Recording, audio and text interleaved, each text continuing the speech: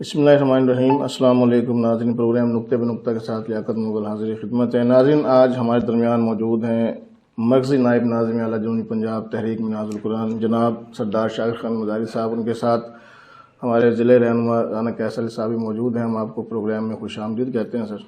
شکریہ۔ سر، یہ بتائیے گا آج کروڑ پکا جو آمد ہوئی ہے اس کی غرض و غایت کیا ہے؟ بسم اللہ الرحمن الرحیم۔ ایک تو آپ کا شکریہ ادا کرتا ہوں کہ آپ نے اپنے پروگرام کے لیے ہمیں جوائن کیا۔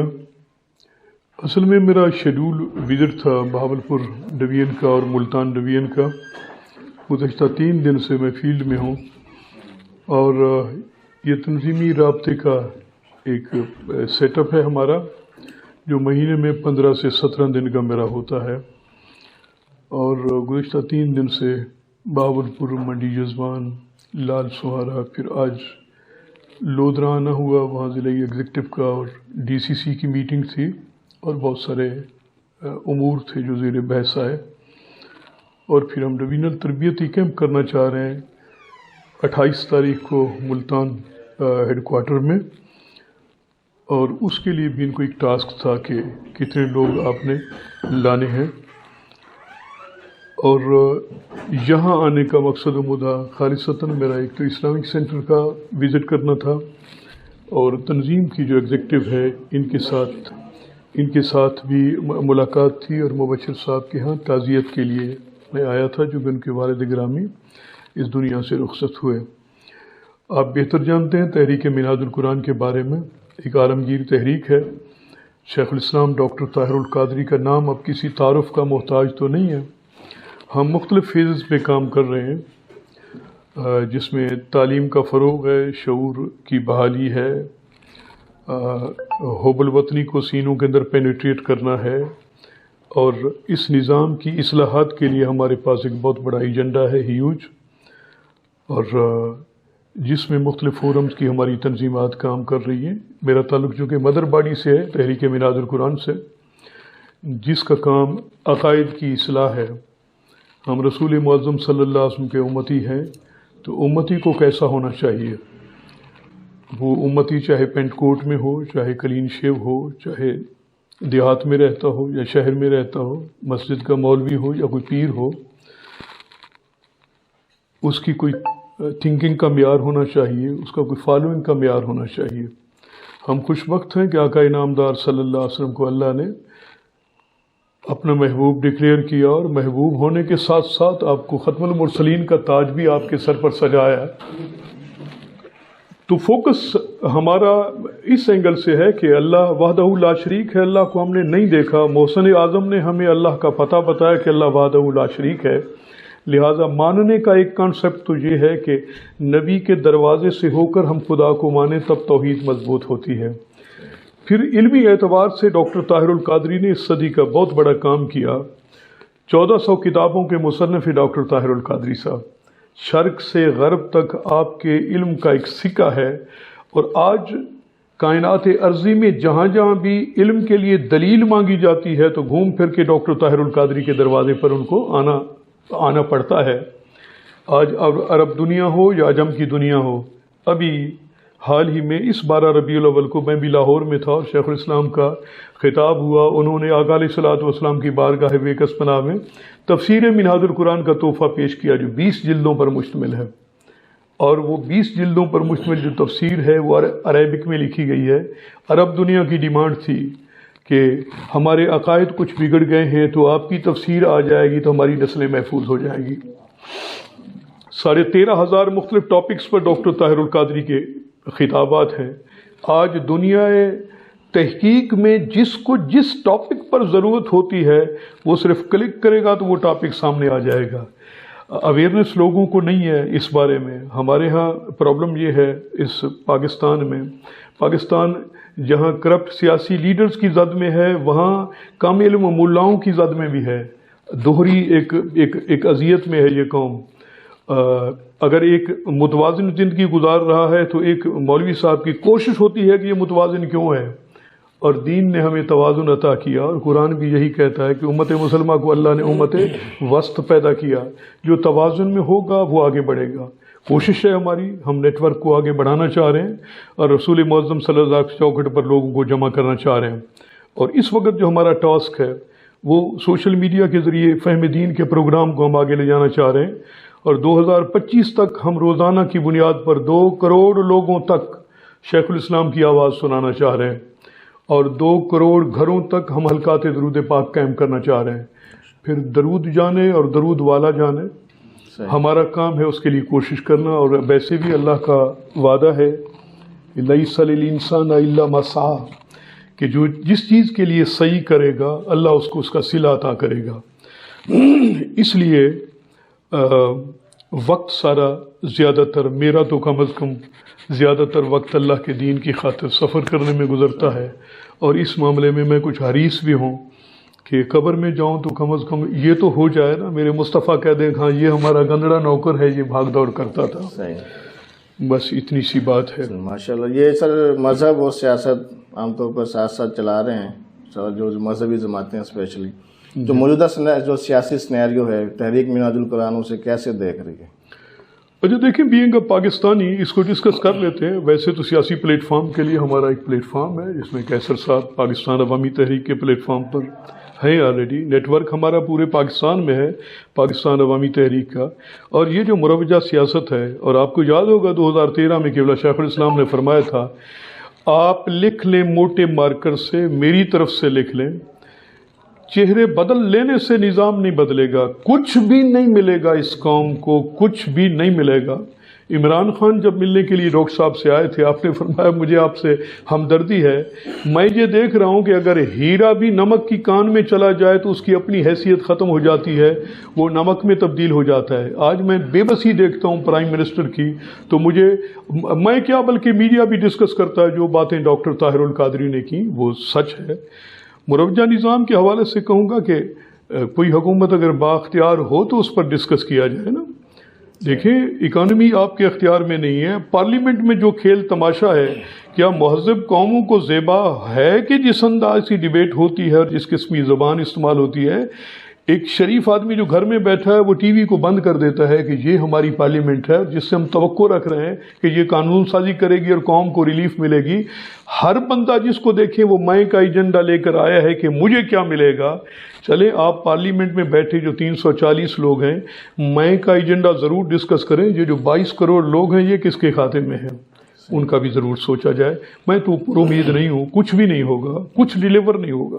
صحیح۔ ڈاکٹر طاہر القادری صاحب نے جو ہے نا سیاست میں بڑا وائٹل رول جو ہے کہ ادا کیا ہے، اور پھر انہوں نے اچانک سیاست سے جو ہے کنارہ کشی اختیار کر لی، تو پھر کیسے انقلاب لائے گی آپ، کیسے لوگ جو ہے اس کو آگے چلائیں گے؟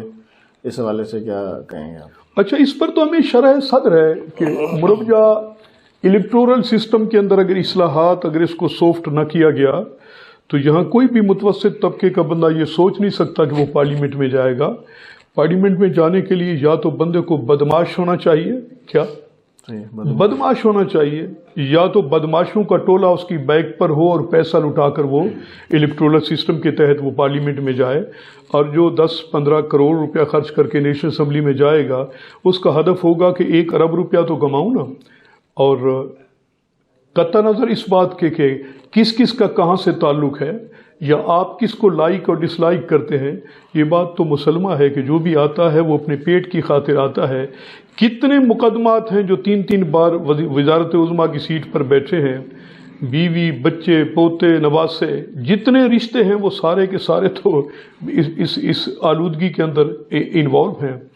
اور جس کا بھی ادھر بچہ پیدا ہوتا ہے اس کے اکاؤنٹ کے اندر اربوں روپے آ جاتے ہیں، اور پھر پتہ بھی نہیں ہوتا کہاں سے آ رہے ہیں۔ کوئی کہتا ہے مجھے گفٹ مل رہا ہے، کوئی ادھر سے آ رہا ہے، یہاں تو کوئی کسی کو روٹی گفٹ نہیں کرتا، ارب روپے ان کو گفٹ آ رہے ہیں۔ یہ وہ خیانت کا ایک کلچر ہے، اور اس کلچر کو وہ ڈیولپ کرنا چاہ رہے ہیں، اور اس آلودہ جو الیکٹورل سسٹم ہے، آپ کا نظام ہے، اس آلودہ الیکٹورل سسٹم کو پروٹیکٹ کرنے کے لیے آلودہ کرداروں کی ضرورت ہے. وہ اللہ کا فضل ہے، ہماری پارلیمنٹ میں بہت ہے، وہ پارلیمنٹیرین کر رہے ہیں. اس کے علاوہ بیوروکریسی ہے، اس کے علاوہ اور بھی بہت سارے ادارے ہیں جو سارے اس بہتی گنگا سے نہا رہے ہیں، ہاتھ دھو رہے ہیں. اگر اس میں جو ایک شعبہ یا جو ادارہ یا بحیثیت قوم جو متاثر ہو رہا ہے وہ تو 22 کروڑ عوام ہیں. ان کے لیے تعلیم نہیں ہے، ان کے لیے صحت نہیں ہے، ان کی چادر کی حفاظت نہیں ہے، ان کی 2 وقت کی روٹی بھی وہ مہنگی ہو گئی ہے. کہتے ہیں جی پیٹرول مہنگا ہو گیا ہے. یہاں میں بات کر رہا تھا کچھ دن پہلے کہ جی وہ لودھرا میں جی ایران کا تیل آ رہا ہے. میں پوچھنا چاہتا ہوں وہ جو ایران کا بارڈر اس وقت تو سارا یہ افغانستان یہ بارڈر سارا سیل ہے، یہ تیل آ کہاں سے رہا ہے؟ اور سوال یہ پیدا ہوتا ہے ذمہ دار کون ہے؟ اور کتنی چوکیوں سے گزر کر وہ ٹینکرز آتے ہیں اور وہ یہاں آ کر آپ کی معیشت کو داغدار کر رہے ہیں. آپ بلوچستان میں چلے جائیں، ہزارہ گاڑیاں وداؤٹ اینی کسٹم پھر رہی ہیں. کون ذمہ دار ہے؟ معیشت کیسے سٹیبل ہوگی؟ یہ تو ایسا ہی ہے، شیخ الاسلام جیسے فرماتے ہیں کہ دودھ کی رکھوالی پر بلے کو بٹھا دیا جائے تو نتیجہ کیا نکلے گا؟ اور یہ قوم کو پتہ بھی ہے کہ یہ سسٹم ایسا بلا ہے جو کھا جائے گا اس دودھ کو، اس کے باوجود بھی اس قوم کو بند گلی میں رکھ دیا گیا. شیخ الاسلام نے اس لیے وہ دانا بینا لیڈر ہیں، وہ فقط الیکٹرولر پروسیس کے ذریعے ایک یہاں کے نمائندوں کی طرح نمائندے تو نہیں ہو، وہ تو عالم کی پوری دنیا کو دیکھ رہے ہیں. ان کو پتہ ہے کہ ان تلوں سے تیل نہیں نکلنا، تو کیوں اپنے کارکنوں کو دھوکا جائے. ہم آج بھی ہمیں اس بات پر کوئی دوسری رائے نہیں ہے. اس ملک کا حل انقلاب ہے اور کچھ نہیں، کیونکہ سسٹم جب تک پورا اس کا آپریشن نہیں ہوگا اس وقت تک اس قوم کو کچھ نہیں ملنا. چہرے بدلتے رہیں گے. اب نئی نسل تیار ہو گئی ہے، کہیں ہی ہے کہیں شی ہے، وہ سارے تیار ہیں کہ وہ چلا جائے گا تو اب میں آ جاؤں گا یا میں آ جاؤں گی، وہ تیار ہیں. اور قوم کے مقدر میں اگر کچھ قوت انہیں جو نظر نہیں آتی، اگر ان کو لا کر بٹھا دیا تو قوم کو کیا ملے گا؟ کچھ بھی نہیں ملے گا. ڈاکٹر طاہر القادری کی طرح ڈاکٹر طاہر القادری کے سارے کارکن اس بات پر یقین رکھتے ہیں، مگر ہم نے پالیٹکس کو نہیں چھوڑا. پولیٹیکل میدان ہمارا محفوظ ہے، پولیٹیکل میدان ہمارا محفوظ ہے. ہم کوشش کر رہے ہیں کہ نیٹ ورک اتنا مستحکم کر لیا جائے، اتنا مستحکم کر لیا جائے کہ جو قوتیں تبدیلی کے لیے یا چہرے بدلنے کے لیے پر تولتی ہیں وہ جس سمت بھی دیکھیں وہاں منہاج القرآن اور پاکستان عوامی تحریک نظر آئے. انشاءاللہ ایک وقت قریب ہے. تو جب جیسے وہ کنارہ کشی کر رہے ہیں یا آپ تھوڑے سائڈ پہ ہو گئے ہیں تو پھر انقلاب کیسے آئے گا؟ اچھے لوگ جب جیسے آپ نے کہا کہ میں صرف اتنا عرض کرنا چاہتا ہوں کہ ڈاکٹر صاحب کی عمر اس وقت کوئی 70 کے قریب ہے کیا، اور ڈاکٹر صاحب نے اس قوم کو اور بطور خاص اپنے کارکنوں کو اتنا کچھ دیا. آج یہاں کروڑ پکا میں یا ساؤتھ پنجاب میں نگران ہوں اس علاقے کا. میں 17 دن دیتا ہوں، گلی گلی محلہ محلہ کوچہ کوچہ جاتا ہوں. تو میں تو نہیں چاہتا کہ ڈاکٹر طاہر القادری صاحب یہاں آئیں. کیوں ہم اپنے لیڈر کو اتنی تکلیف میں رکھیں جب ان کی فکر سے 33 سال سے میں وابستہ ہوں. میں اتنا کچھ ڈیلیور کر سکتا ہوں، اتنا کچھ لا رہا ہوں، دے رہا ہوں. آپ کو معلوم ہے کہ آپ کے 11 اضلاع ہیں، ہم نے انتظامی اعتبار سے جنوبی پنجاب کو 23 اضلاع میں بدل کر 23 اضلاع کے پلرز پر آج جنوبی پنجاب کی چھت کھڑی ہے. یہ تنظیمات ڈاکٹر طاہر القادری نے تو نہیں بنائی، یہ تنظیمات شاکر مزاری نے بنائی. آج ہمارا پی پی حلقہ جات کا ٹوٹل آپ کا فگر ہے 95 ہے. آج ہم نے 120 تنظیمات بنائی ہیں. تو ڈاکٹر طاہر القادری تو وہاں سے نہیں ہے ایک تنظیمات بنانے کے لیے. ہمارے لیے تو جو سامان انہوں نے کیا وہ ان کی شائستہ فکر ہے. اس فکر کو لے کر گلی گلی کوچہ کوچہ ہم جا رہے ہیں. آج کون سی تنظیم ہے جو دعویٰ کرے کہ ان کا 500 یونین کونسل میں نیٹ ورک ہے؟ میں دعویٰ کر سکتا ہوں کہ جنوبی پنجاب میں ہمارا نیٹ ورک 500 یو سیز میں ہے. اگر یہ 1000 یو سیز میں بدل جائے اور 5000 یونٹ قائم ہو جائیں تو جنوبی پنجاب کس کا ہوگا؟ صحیح ہے. ہم اس اینگل سے چل رہے ہیں اور ڈاکٹر طاہر القادری نے کنارہ نہیں کیا. ڈاکٹر طاہر القادری کی فکر ہماری نگہبان ہے اور وہ فکر ہمیں گائیڈ کر رہی ہے. اس کو افیکٹو ہونے میں کتنا عرصہ لگے گا اگر آپ سمجھتے ہیں جس طرح سے آپ کام کر رہے ہیں اور جو آپ کا یعنی متمع نظر ہے تو کتنا عرصہ لگے گا؟ زندہ قومیں اپنی گول سیٹنگ کرتی ہیں، ہم نے بھی تو کوئی گول سیٹنگ کیا ہے نا. اور بہت ساری باتیں ہیں جو میڈیا کے ذریعے بتائی جائیں تو پھر لوگوں کے معدے خراب ہو جاتے ہیں. ہم ایسا نہیں کرنا چاہتے. اتنا ضرور ہے کہ 2 مراحل میں ہم اس پر کوشش کر رہے ہیں. ایک ہدف ہمارا 2025 کا ویژن ہے کہ 2025 تک ہم یہاں تک پہنچیں گے اور اس پر ہم اپنے لیول پہ اضلاع کو، پی پی حلقہ جات کو، یو سیز کو اپنے اپنے ٹارگٹ ہیں، پاکستان عوامی تحریک کے اپنے ٹارگٹ ہیں، علماء کونسل کے الگ ٹارگٹس ہیں، میراج القرآن یوتھ لیگ کے الگ ٹارگٹ ہیں، مصطفی اسٹوڈنٹس موومنٹ کے الگ ٹارگٹ ہیں، ہمارے ویمن کا جو فورم ہے منہاج ویمن لیگ، ان کے الگ ٹارگٹس ہیں۔ میں یہ وثوق سے کہہ سکتا ہوں پاکستان کی سب سے مؤثر طلبہ تنظیم ہمارے پاس، پاکستان کی سب سے مؤثر یوتھ ہمارے پاس، سب سے متحرک اور مؤثر خواتین کا جو شعبہ ہے وہ ہمارے پاس ہے، جس میں سینکڑوں تو پی ایچ ڈی ڈاکٹرز ہیں جو اس کو لیڈ کر رہی ہیں۔ ایک بات اور بھی بتاتا چلوں آپ کے ذوق کی خاطر، چونکہ آپ سے پیار بھی ہے نا، آپ کے چینل سے بھی آپ سے بھی پیار ہے۔ ڈاکٹر طاہر القادری دنیا قیادت میں واحد انسان ہے اور واحد گھرانہ ہے یہ، جس کے گھر کے 14 افراد ہیں اور 9 پی ایچ ڈی ڈاکٹر ہیں۔ کیا کہا؟ 9 پی ایچ ڈی۔ ان کے گھر کے 14 افراد ہیں اور 9 پی ایچ ڈی ڈاکٹر ہیں، اور ان 9 میں سے کوئی بھی حکومت کی نوکری نہیں کرنا چاہتا، سارے مصطفیٰ کی نوکری کرنا چاہ رہے ہیں، دین کے فروغ کے لیے، دین کی ترقی کے لیے کام کر رہے ہیں۔ مجھے عرب سے عجم، صرف میں دنیا یہ مسلم ورڈ کی بات نہیں کر رہا، آپ یہودیت کا جائزہ لے لیں، عیسائیت کا جائزہ لے لیں، ہندوازم کا جائزہ لے لیں، ایسا لیڈر جس کا سیٹ اپ عالمگیر سطح پر ہو، اس کے گھرانے کی ایجوکیشن کا یہ لیول ہو، آپ کو کہیں نہیں ملے گا۔ وہ ایک ہی گھرانہ ہے، اور اللہ پاک جس سے دین کا کام لینا چاہتا ہے نا وہ لے لیتا ہے۔ اور ڈاکٹر طاہر القادری صاحب کے بارے میں تو یہ بات بڑی معروف ہے، وہ جس چیز کا عزم کرتے ہیں وہ پورا ہو کر رہتا ہے، آج نہیں تو کل ضرور ہوگا۔ ان کے ایجنڈے میں ہے کہ اس ملک کا نظام بدلے، نظام بدل کر رہے گا۔ آج لکھ لیں آپ اس کاغذ پر، نظام ہم بدلیں گے۔ کیا؟ نظام ہم بدلیں گے، آپ کے ذریعے سے بدلیں گے۔ ایک وقت آئے گا جو نام بولنے والی قوتیں ہیں وہ بھی چوکوں پر کہیں گے کہ اور کوئی راستہ نہیں ہے، راستہ ایک ہی ہے جن سے پوری دنیا استفادہ کر رہی ہے، آئیں ڈاکٹر طاہر القادری کے دروازے پر۔ وہ قوتیں بھی آئیں گی، کیا کہا؟ وہ قوتیں بھی آئیں گی جو نظر نہیں آ رہا، جن سے ملک نہیں سنبھالا جائے گا، اس ملک کو ہم سنبھالیں گے انشاءاللہ۔ پاکستان عوامی تحریک یا تحریک منہاج القرآن کے پلیٹ فارم پر کوئی ایک کارکن، کوئی ایک بندہ ایسا دکھا دے جس نے کبھی پاکستان کے بارے میں نیگیٹو سوچا ہو۔ نہیں، پاکستان بحران میں ہے، پاکستان ان کی وجہ سے معاشی استحصال ہو رہا ہے، قتل و غارت گری ہو رہی ہے۔ ہم تو وہ لوگ ہیں کہ دہشت گردی کے عروج میں بھی دہشت گردی کے خلاف فتویٰ دیا تھا، اپنی زندگی کی پرواہ نہیں کی تھی۔ بالآخر پوری مسلم دنیا تو مسلم دنیا، آپ کی یورپی دنیا نے بھی اس بات کو قبول کیا کہ ہاں اسلام وہی ہے جو ڈاکٹر طاہر القادری کہتا ہے۔ صحیح، اللہ کا فضل ہے۔ موجودہ جو سینیریو ہے مہنگائی کے حوالے سے، گورنمنٹ کے حوالے سے، اور عوام حقیقت میں جو ہے پس رہی ہے اور بڑی پریشان ہے، جی، تو اس حوالے سے آپ کیا کہیں گے کہ عمران خان، کیونکہ کبھی وہ آپ کے ساتھ بھی تھے، آپ نے بھی ان کا ساتھ دیا، وعدے وعید بھی ہوئے، لیکن میرا خیال ہے کہ وہ آپ کے جو خیالات تھے ان پہ پورا نہیں اترے۔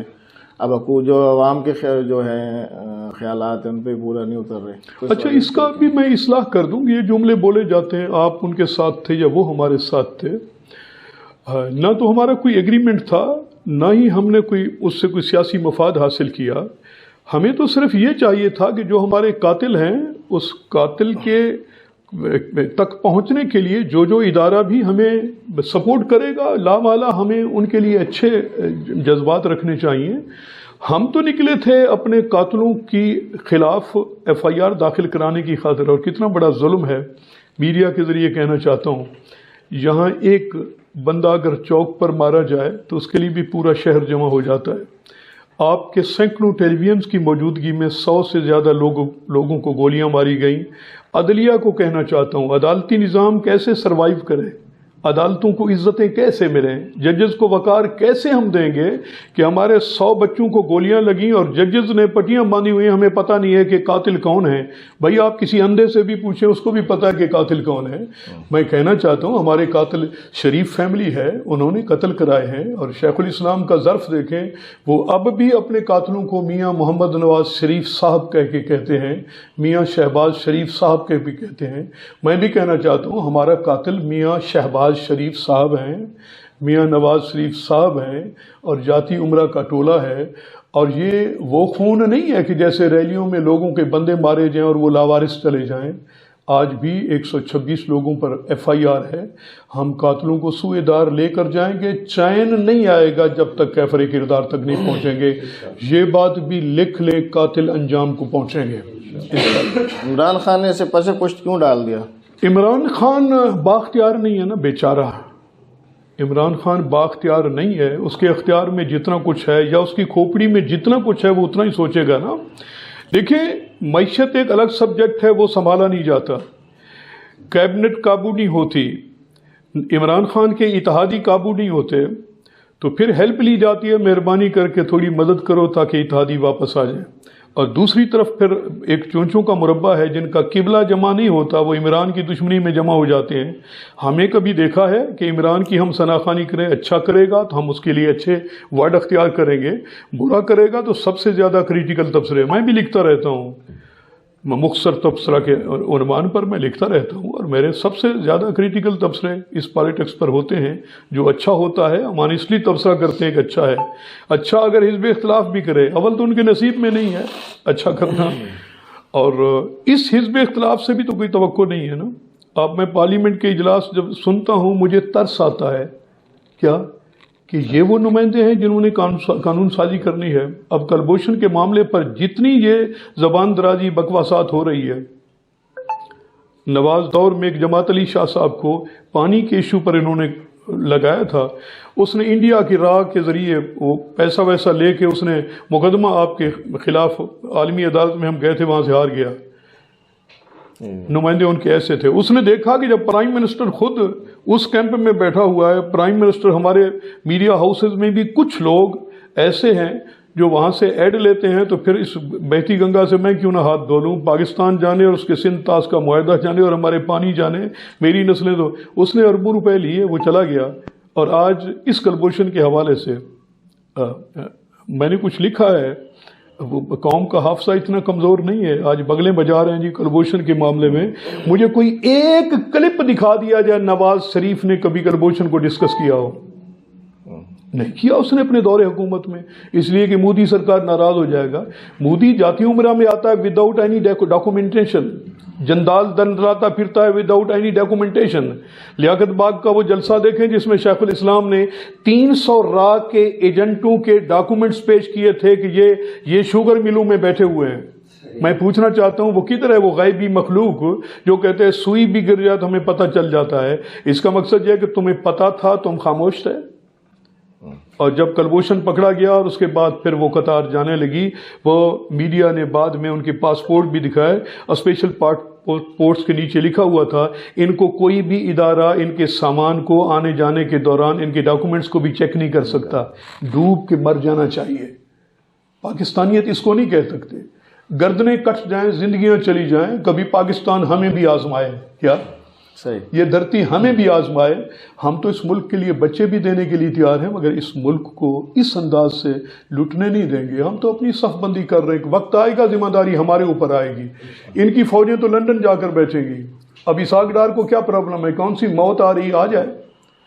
نواز شریف کے بیٹے وہاں دندلاتے پھر رہے ہیں، کمزور ہیں بیچارے. ابھی تک ایک انجیکشن بھی صاحب کو نہیں لگا، موٹا کٹا ہو گیا ہے، ابھی تک کہتا ہے وہ بیمار ہے. ابھی کدھر تیری پلیٹیں گم ہو گئی ہیں؟ پلیٹلیٹس کا پرابلم ہے. قوم سے جھوٹ نہ بولا جائے. ایک جھوٹا بندہ، میں تو حیران ہوں مسلم لیگ کی کارکنوں کے ہاضمے پر. کیا پتہ بھی ہے کہ جھوٹا ہے، پتہ بھی ہے کہ یہ فراڈ ہے، پتہ بھی ہے کہ بیمار نہیں ہے، اس کے باوجود کہتے ہیں سیدھے کھڑے ہیں. ہم تو دعا کرتے ہیں اللہ کرے آخرت میں بھی تم اس کے ساتھ کھڑے ہو جاؤ. کیا ہم تو شب و روز اپنی دعا مانگتے ہیں باری تعالیٰ ہماری عاقبت، ہمارا راستہ وہی ہو. حشر میں بھی ہم ڈاکٹر طاہر القادری صاحب ہیں، ان سے ذرا پوچھیں نا، یہ قسم اٹھائیں گے؟ ہم تو حلفاً کہتے ہیں، یہ دل سے بات کہہ رہے ہیں کہ ہماری عاقبت ڈاکٹر طاہر القادری صاحب کے ساتھ ہو. اس لیے کہ اللہ نے جو ان کو مقام عطا کیا ایسے مقام والے کے ساتھ. ویسے بھی یہ آقا علیہ الصلوۃ والسلام کا فرمان ہے کہ جس کو جس کے ساتھ محبت ہوگی وہ اس کے ساتھ کھڑا ہوگا.